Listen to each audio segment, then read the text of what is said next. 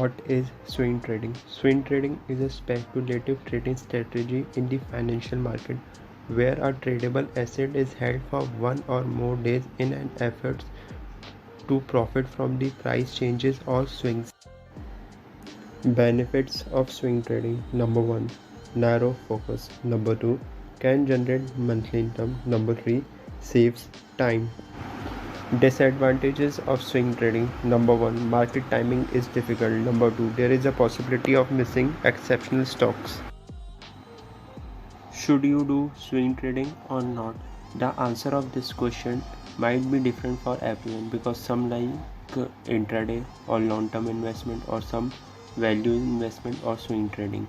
In my opinion, swing trading is good from intraday, and with favorable risk to reward ratio can earn good monthly income.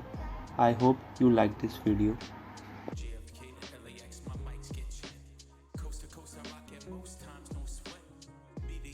What we do and never forget.